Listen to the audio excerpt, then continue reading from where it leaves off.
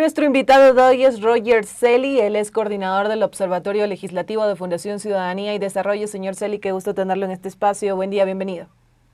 Muy buenos días, estimada Elba y amigos que nos escuchan y nos ven. Un saludo a todos y muy orgulloso de estar acá en Coram. Gracias por acompañarnos en los medios comunitarios. Desde 2011, el Observatorio Legislativo presenta cada año el informe de gestión y transparencia de la Asamblea Nacional. Hoy vamos a hablar sobre eso. Recordemos también que venimos de una asamblea disuelta por la muerte cruzada y que el pasado 17 de noviembre de 2023 se posesionó a los asambleístas que debían completar el periodo 2021-2025. La actual Asamblea Nacional ha estado dividida entre acuerdos, leyes del Ejecutivo aprobadas, juicios políticos controversiales y los llamados camisetazos.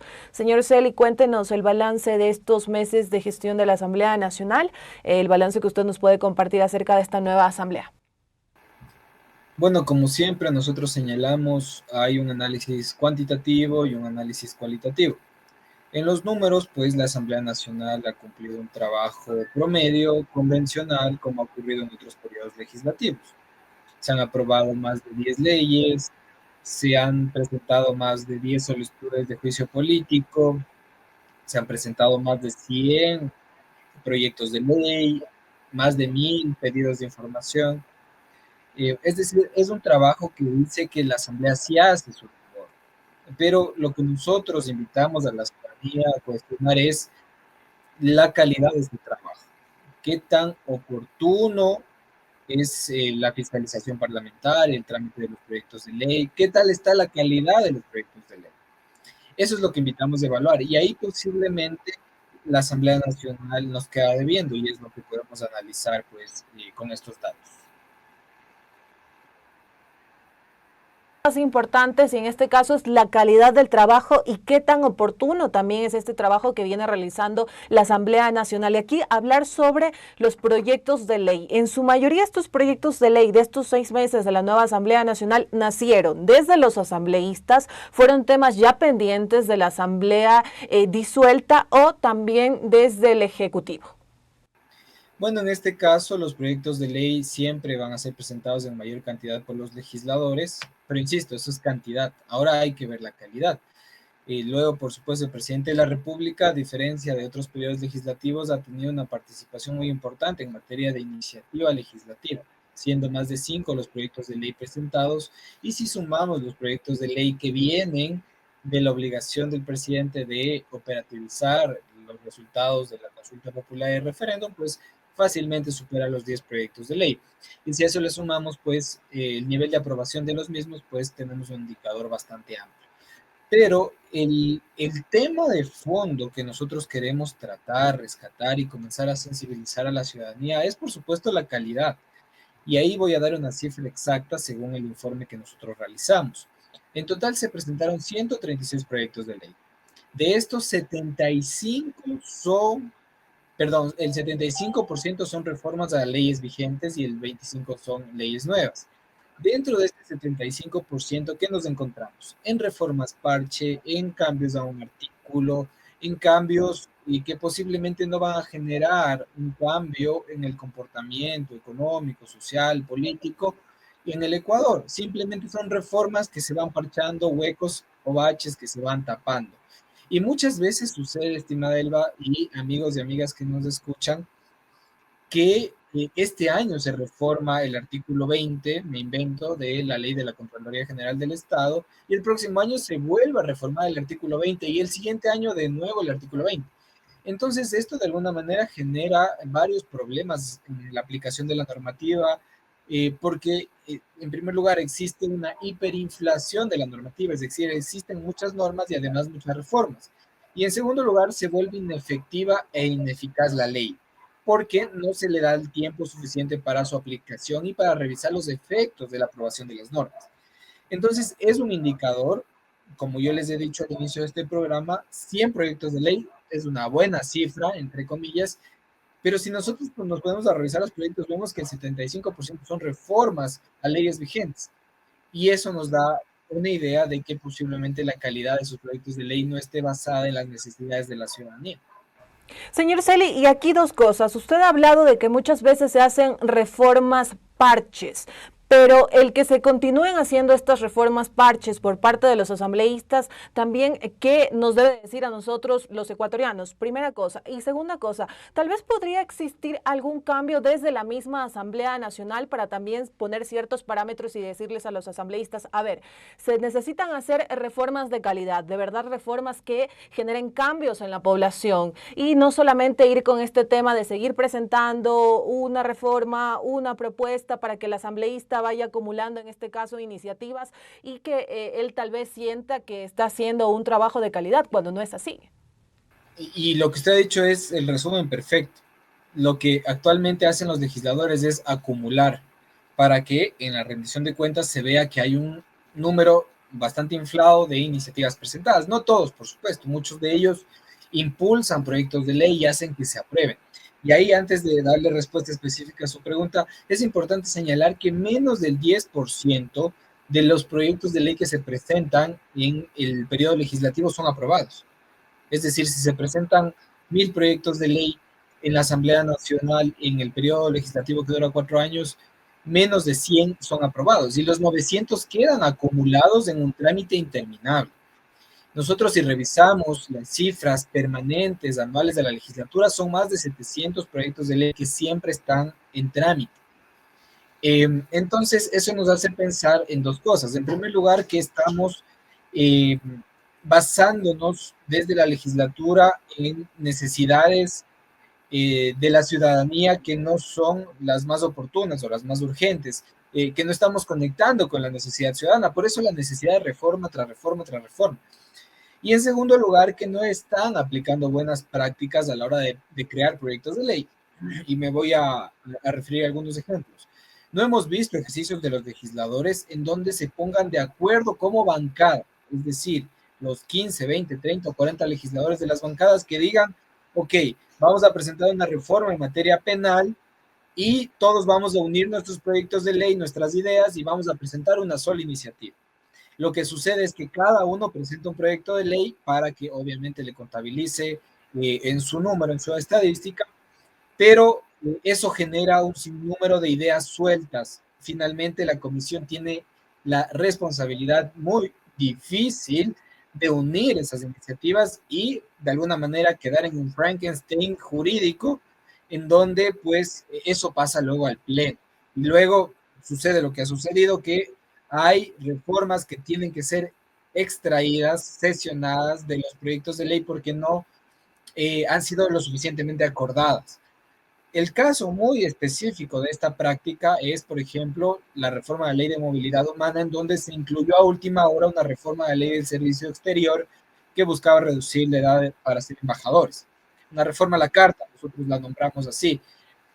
Y sucede que eso no se aprobó. Evidentemente porque no nace de un consenso de la iniciativa legislativa, sino que nace de una idea suelta en alguna comisión. Entonces, lo que se buscaría cambiar en los próximos años en la legislatura es que haya prelegislación. Es decir, que antes de presentar las iniciativas, los legisladores, las bancadas, el presidente de la República y las instituciones que de alguna manera estén interesadas en esos proyectos de ley hagan aportes para que haya una línea base de consenso para ir avanzando y que no ocurra dos cosas. En primer lugar, la sobrecarga administrativa en la Asamblea, porque, insisto, son cientos y cientos de proyectos de ley que hay que contabilizar. Y en segundo lugar, que haya mayor calidad y mejores consensos a la hora de aprobar los proyectos de ley.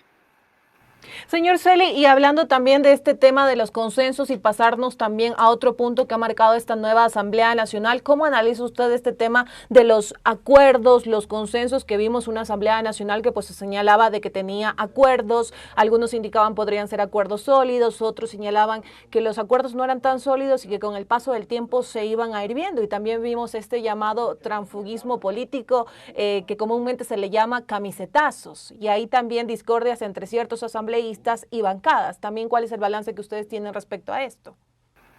Bueno, son dos temas inherentes, pero que hay que separarlos para el análisis. En primer lugar, perdón, la mayoría legislativa y las alianzas, los consensos. Desafortunadamente es increíble que la opacidad con la que se manejan estos consensos. En primer lugar, no se sabe cuáles son los acuerdos de fondo y cuál es el intercambio. No me estoy refiriendo, por supuesto, específicamente a un intercambio pecuniario de otro tipo, pero ¿cuál es la razón base para el acuerdo? Eso no se conoce. Cuando ya se hace el consenso, se comienza a ver la operativización del consenso, la aprobación de leyes, mayorías de más de 100 votos, pero a la hora de nosotros saber qué está detrás, pues eso no se sabe, es decir, son consensos opacos. En segundo lugar, cuando el consenso ya se acaba, pues vimos que se acabó el consenso entre, o la alianza, o como lo quieran llamar, entre el PSC, ADN, la Revolución Ciudadana, entre otros, y todos desconocieron esa alianza. Dijeron, no, nunca hubo, fue solo para operativizar las leyes, cuando eso no es real, la hubo. Y ahí preocupa una cosa en este segundo punto. Desde el gobierno nacional, hace algunos meses se había dicho que incluso ellos están de acuerdo en trabajar con mayorías móviles, es decir, ir buscando legisladores sueltos, minorías de 3, 4 legisladores, y eso ir sumando a sus bancadas, y eso les ha funcionado. Pero yo les pregunto, ¿eso abona la democracia? Ahí no hay ningún apego ideológico por ninguna idea, por ninguna causa, simplemente es pasar el día con pragmatismo. Entonces, la gobernabilidad que se dio en los primeros meses en la Asamblea Nacional sí funcionó, pero detrás nunca sabremos qué se acordó y tampoco sabremos, o bueno, los años nos lo dirán, si es que esto abonó o no a la democracia. Simplemente fue algo para pasar el día, para vivir el día político. Y en segundo lugar, el transfugismo político. Más de 15 casos de transfugismo político en este periodo, que desafortunadamente minan la democracia. Por supuesto, hay que decirlo, el transfugismo político es un efecto negativo para la democracia ecuatoriana.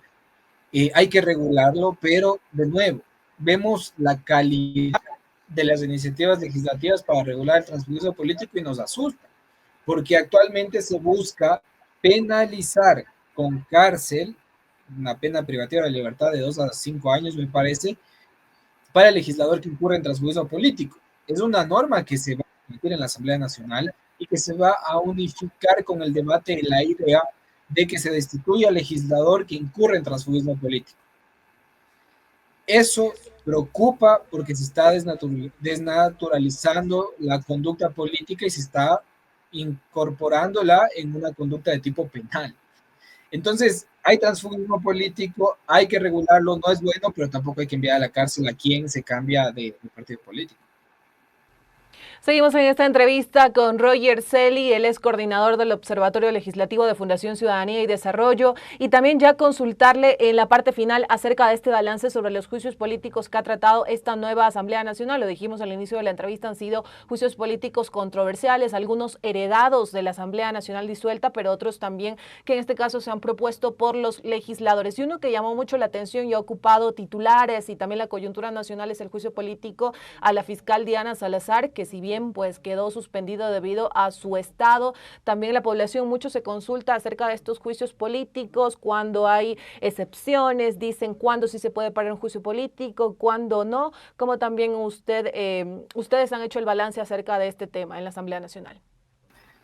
Es común que en cada periodo legislativo se presenten entre 20 y 30 solicitudes de juicio político. En cantidad, una fiscalización muy grande, no vista en otra parte del mundo, pero la efectividad es de menos del 10%.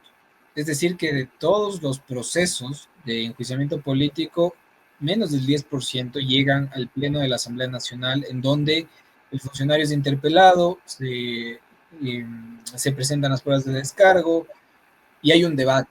Finalmente se decide una censura o una destitución. Eso ocurre en el menos del 10% de los casos.